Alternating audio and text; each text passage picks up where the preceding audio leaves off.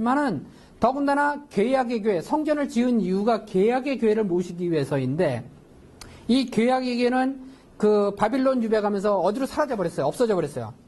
그 다음에 하느님의 현존을 나타내는 뭐 구두, 구름이라든지 뭐 하늘에서 불이 내려온다든지 뭐 솔로몬 성전에는 그렇게 있었는데, 이게 그런 게 전혀 없는 거예요.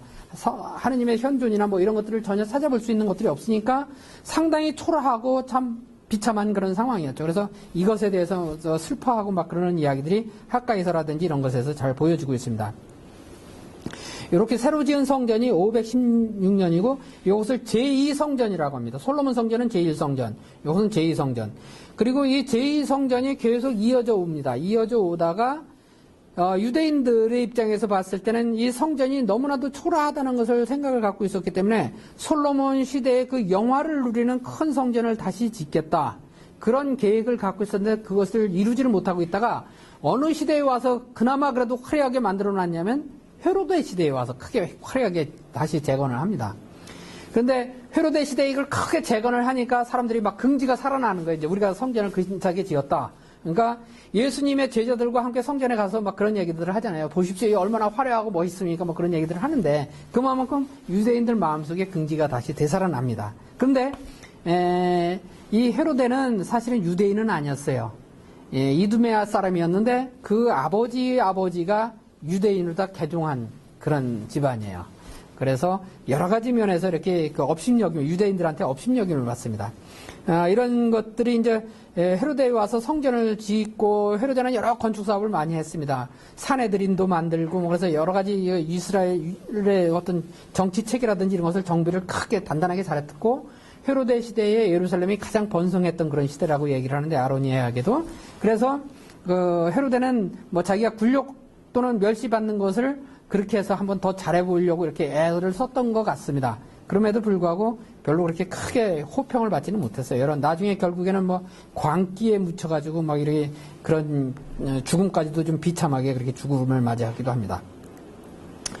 그러다가 이제 역사가 쭉 흘러서 그러니까 제2성전을 짓고 난 다음에 유배 갔다 돌아와서 제2성전을 짓고 난 다음에 헬레니즘 문화가 이제 이미 많이 들어와 있어요. 그래가지고 그 유대인들이 통치를 하지만 유대인들이 다스리지만 유다 땅을 유대인들이 다스리지만 이미 많이 이교도화되어 이민족화 돼버립니다. 유대인들이.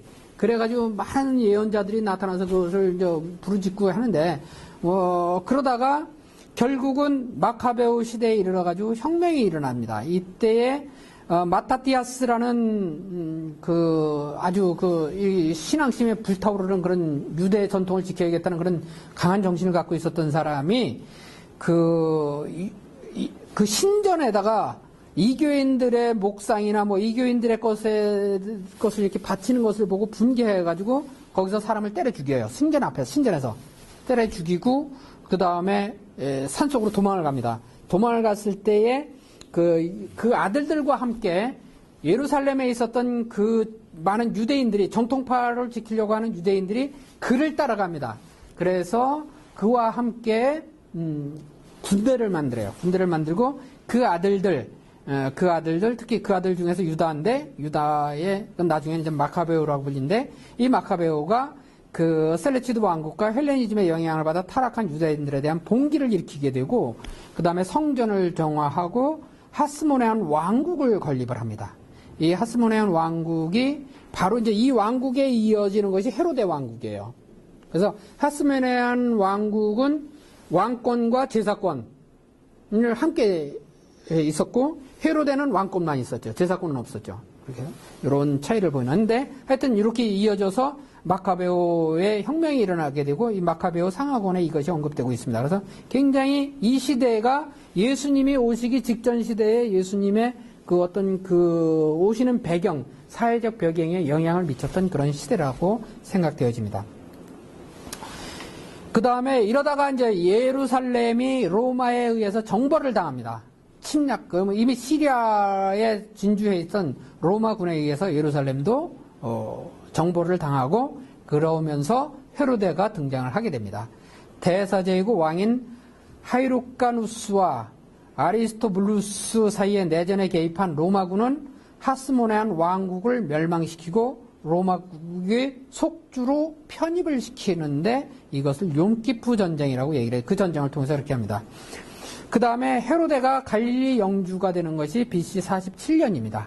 이때에 이제 그 헤로데의 아버지가 그 로마 군들하고 굉장히 로마 황제와 친함이 찌면서 이 아들이 이제 영주가 되는 것이죠. 그리고 헤로데는 유대의 권력을 잡고 안티고누스 마타티아스를 살해합니다. 마타티아스, 그러니까 아까 봤던 그 마카베오의 아버지가 마타티아스였는데 그 이름이 계속 되겠죠. 그래서 그 마타티아스가 그 왕이었는데, 왕이면서 제사장이었는데 그를 살해해버리고 그 권력을 차지하게 되죠. 그래서 헤로데는 그 이후에 이제 유다인들의 성전을, 그러니까 두 번째 성전을 보수를 합니다. 거의 새로 지었다고 보여지는데, 이 두 번째 성전, 그러니까 첫 번째 성전은 완전히 사라졌고, 그 다음에 제사도 끊어졌었죠. 그러다가 이제 두 번째, 유배에서 들어와서 두 번째 성전을 지었는데, 초라했던 그 상태로 쭉 남아 있었는데, 헤로데 시대에 거의 새롭게 지었다고 보여지는데, 그럼에도 불구하고 계속 제사를 계속 드렸단 말이에요. 그러니까 성전의 기능은 계속 이어졌었기 때문에 그것을 그냥 계속 제2성전이라고 부릅니다. 그래서 헤로데 성전까지 제2성전이라고 얘기를 하는데, 이 헤로데가 이 성전을 BC 29, 그러니까 기원전 19년에 그 성전을 보수를 합니다. 그러나 기원 70년, 예수님 돌아가시고 나서 한 40년 후에 로마하고 다시 전쟁을 하면서 성전이 완전히 파괴돼 버리죠. 그런 상황으로 가게 되고요. 그 다음에 이때 당시에 이제 대헤로데가 있고, 그러니까 헤로데 대왕이죠. 그 헤로데 대왕이 그 아들들이 있었는데, 아들들도 있고 딸도 있고 그랬었는데, 그 아들들에게 이제 권한을 남겨줘서 이렇게 국가를 나눠줍니다. 그래서 여기에 보이는 이 유대 지방은 헤로데 아킬레오가 통치하다가 로마 총독 빌라도가 통치하는 그런 지역이 되고요. 여기는 헤로데 안티파스가 통치하는 지역이 됩니다. 여기 페레아하고 갈릴리에는 안티파스가 통치를 하고, 그 다음에 여기는 헤로데 필리피가 통치하는 그런 지역이 됩니다. 그래서 예수님과 관련된 것은, 아킬레는 예수님의 아주 어린 시절, 그러니까 갓난아기 시절이에요. 그러니까 대헤로데가 예수님이 왕이 태어났다는 소식을 동방박사들의 이야기를 듣고 2살 이하의 어린아이를 다 죽인다고 하지 않습니까? 베들레헴에서. 그때의 그 대헤로데는 이미 죽고, 아킬레오는 그 아들입니다. 그 아들인데, 이 아킬레오가 워낙 더 포악스럽다고, 아버지보다 더 포악스럽다고 해죠.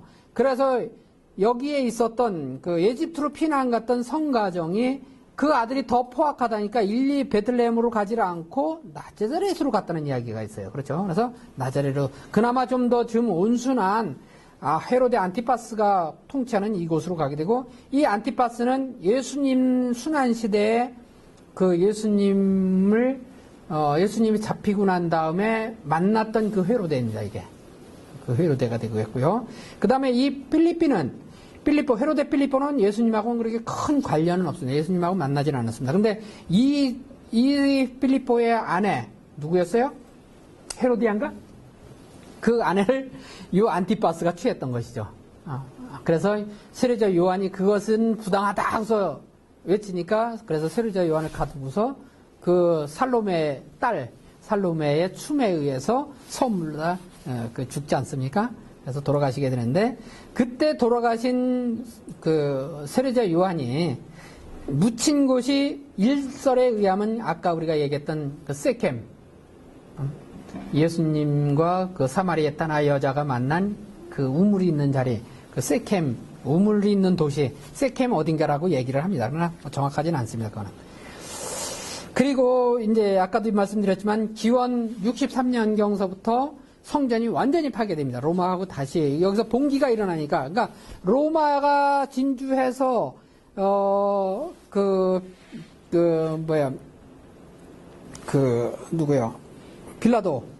빌라도 시대에 로마 군들이 거기를 이제 통치를 하면서 이스라엘 민족들은 1년에 3번 새 축제마다 예루살렘 성전을 방문하게 돼 있잖아요. 그리고 성전을 방문해서 성전세를 낸단 말이에요. 성전세를 내게 되는데 1세켈씩 성전세를 내게 되는데 로마군이 주둔을 하면서 성전세를 못 내게 하고 그것을 로마로다 세금을 내게 하죠. 로마의 세금으로 걷어간단 말이에요. 그러니까 이 세금으로 걷어가는 것에 대한 반란이 일어나는 거예요. 봉기가 일어나는 그것에 대한 봉기가 일어납니다. 그래서 이래가지고 그 봉기 때문에 로마하고 다시 한번 전쟁을 벌이게 되고 로마에 의해서 완전히 파괴돼 버리죠. 완전히 파괴되고 그렇게 하고서 이 로마의 군인들이 성전을 파괴하면서 그 성전에 있었던 기물들 그 중에서 특히 이 메로나 촛대 이 촛대를 가져가는 장면의 부조가 그 개선문에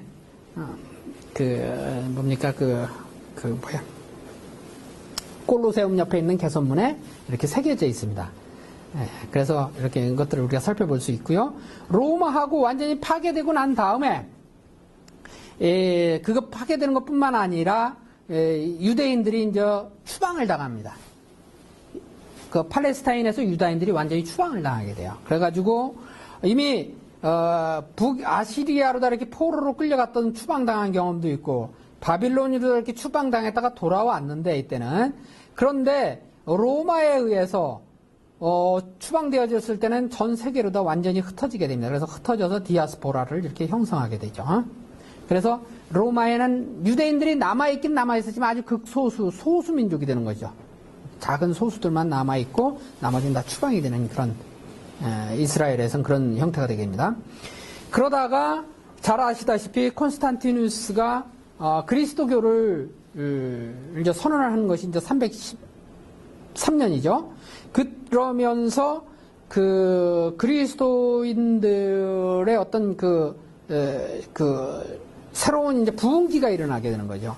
그러니까 예수님 시대에 있었던 그리스도인들은 다 유대인들이었겠죠. 유대인 중에서 개종한 사람들이 이제 그리스도인들이었겠는데 그들 역시 마찬가지로 로마인들에 의해서 다 흩어지게 된다 이런 얘기예요. 그래서 그러면서 이제 그리스도 교회가 이스라엘에 있는 것이 아니라 로마로 다 이렇게 옮겨가게 되지 않습니까? 그것처럼 안티옥 교회를 통해서 이렇게 로마로 옮겨가게 되듯이 여기서도 마찬가지로 그리스도인들도 거의 안 남아 있게 되고 극히 남아 있는 소수들만 그 예수님의 흔적들을 교회로 다 유지하고 있었습니다. 그러다가 이 콘스탄티누스에 의해서 교회가 인정을 받고 국교가 되면서 그런 지역들을 살려내게 되죠. 특히 헬레나 성녀는 이 성지의 세 군데에 성당을 짓게 됩니다.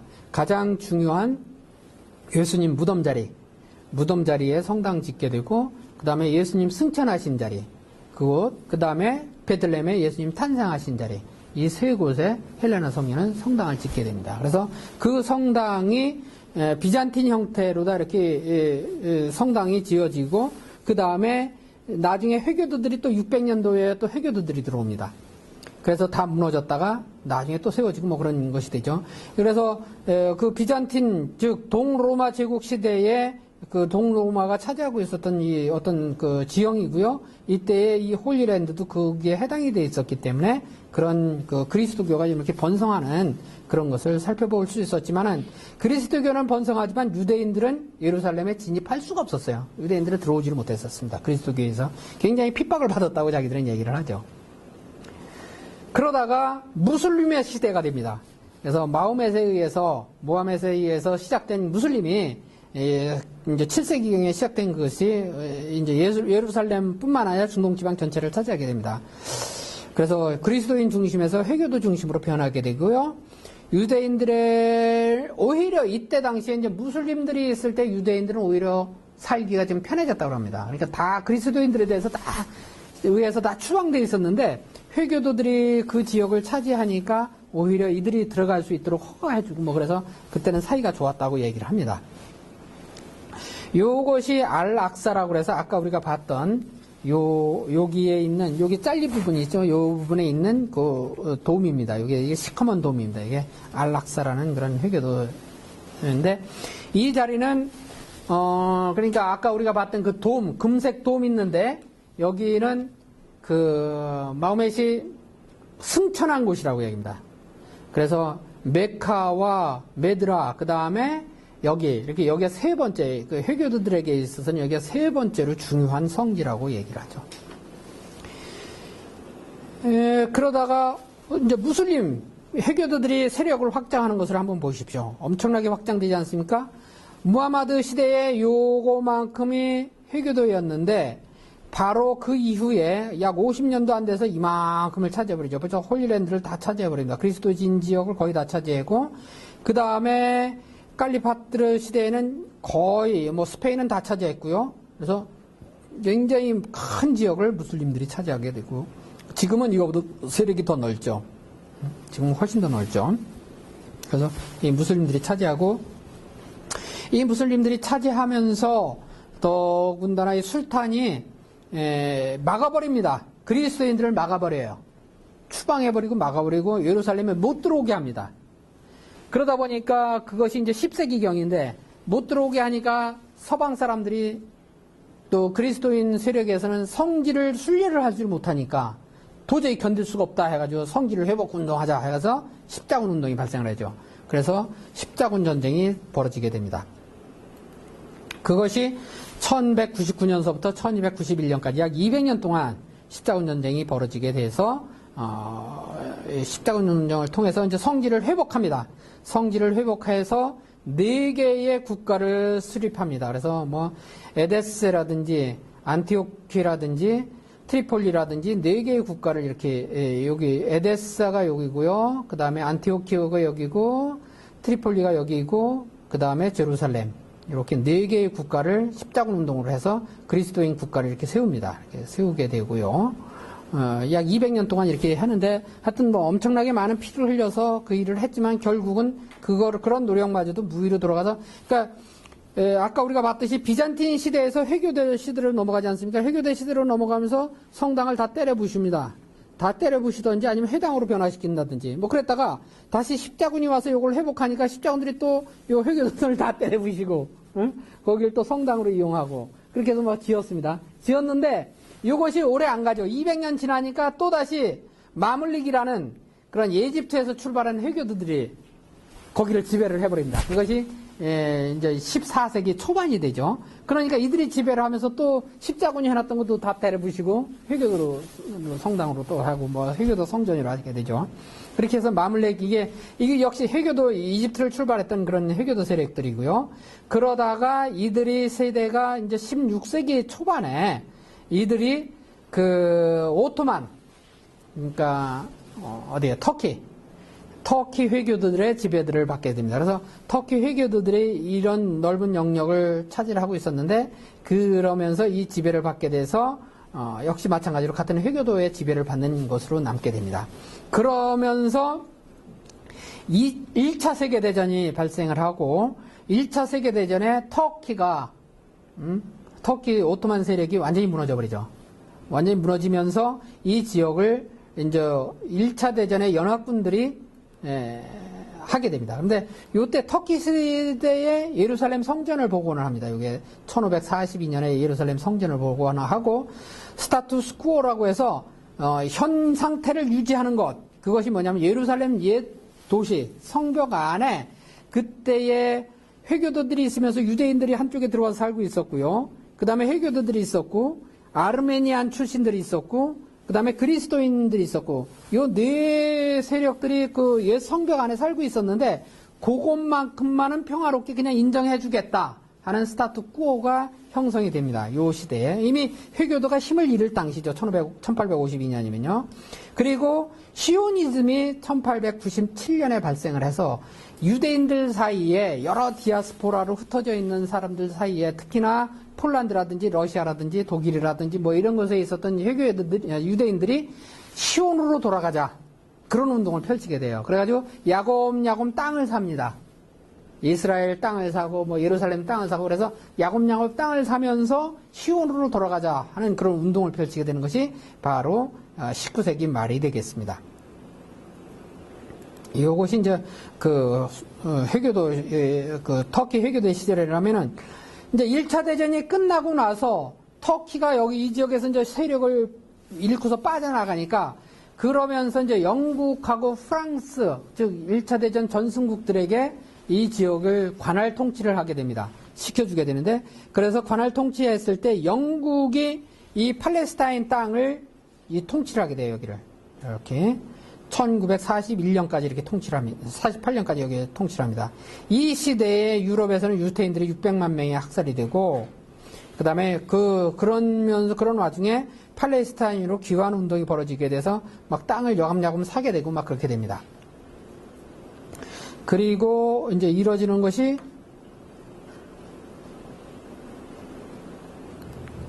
그 2차 대전이 끝나고 나서 이제 시오니즘이 어느 정도 빛을 보기 시작하고 실체가 드러나고 시작하면서 유엔에서 결의를 해서 이 팔레스타인을 분리를 하기로 합니다. 그래서 팔레스타인에 요 오렌지색 있는 부분, 이 오렌지색 있는 부분은 유대인들의 땅으로 다 인정을 해주고 유엔에서, 그 다음에 요 노란색 부분들은 아랍으로 다 인정해주는, 즉 팔레스타인으로 인정해주는 이런 식으로 이렇게 분할을 하게 됩니다.